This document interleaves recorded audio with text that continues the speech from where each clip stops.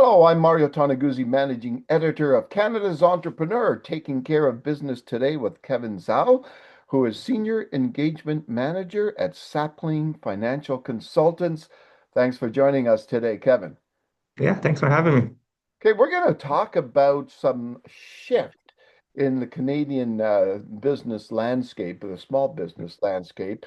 The CFIB, I believe, has data out there showing that 3 out of 4 business owners intend to exit their businesses in the not too distant future. Tell us the why behind that. Why are we seeing that trend taking place and going to take place?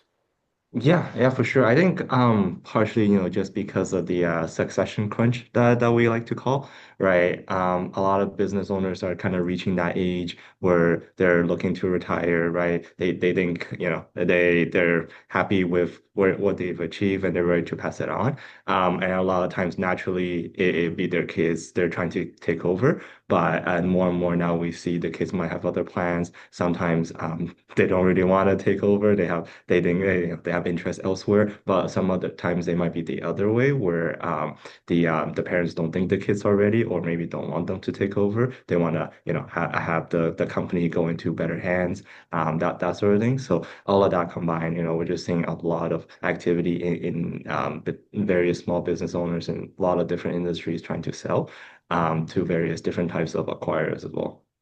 So what are we looking at in terms of the potential out there for people buying, right? Or is Mhm. there a pool of people that will take over and Mhm. acquire these businesses, or do we just see a lot of these just businesses shutting their doors forever?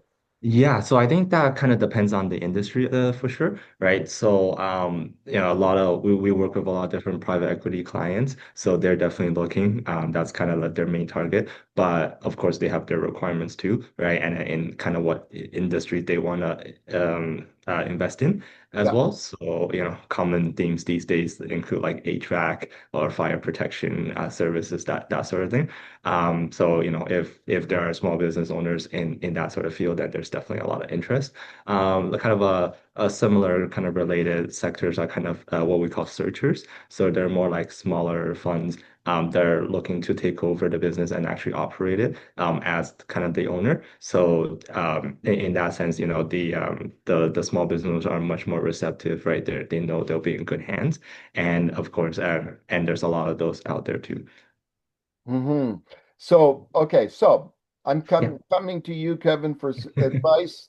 I run a company, Mhm. Mario's Widgets, and I'm done. Hit that age, I'm Mhm. done.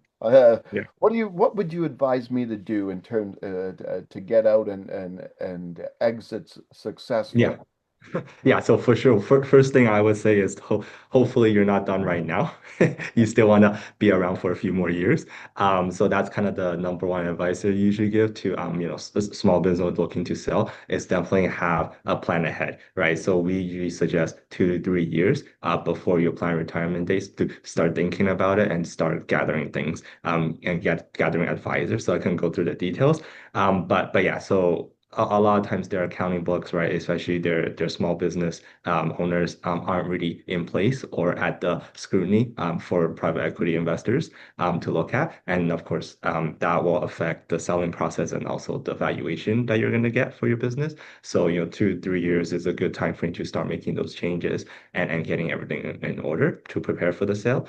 And another one is just getting the right advisors. So, from legal to accountants and all that, right, different relationship work different ways. So it also takes time to find the right one and, maybe try out a few different ones as well. So all of that takes time. And that's why, gotta start early. It's not something you can do alone, right? Yeah, definitely not. You And definitely need especially if the owners most of the time never sold a business before, right? It's a brand new world and you definitely need experts to help you guide. Yeah. What is from a buyer's perspective, what makes a Mhm. business attractive to acquire? Yeah, for sure. I think couple main ones. So one is definitely the kind of recurring revenue or we like to call stickiness. All right. So if a potential buyer can forecast with a high amount of certainty what the future revenues and expenses are going to be like for the business, then of course that is a lot more attractive than unpredictable business. So that's definitely one, and also of course, kind of general industry dynamics, right? If you're in like a dying industry, let's say I don't know, print shop or something like that, right? Technology changes, right? So that sort of thing, that of course might be harder to sell. So what you're doing is kind of important, and just kind of the trajectory too, right? If if the line's going down and no one really likes that, right? It's always want to see the upward trend. So yeah, some of those factors. All right. Anything else, Kevin, you wanted to mention? No, I think yeah, just finding the right advisors, especially what we see, right, as kind of financial accounts, we're always on the finance side. There's countless stories of just bad books, right? And that sellers not being prepared, but for whatever reason they want to sell immediately. And of course they just have to deal with the consequences of that. And we're trying to get everyone to really just be prepared ahead of time and to help maximize the value they're gonna get. Okay, wonderful. Well, thanks so much, Kevin, for joining us today. Yeah, awesome. Have a good one. Okay, that was Kevin Zhao, who is Senior Engagement Manager at Sapling Financial Consultants. I'm Mario Toneguzzi, Managing Editor of Canada's Entrepreneur. Thanks for joining us today.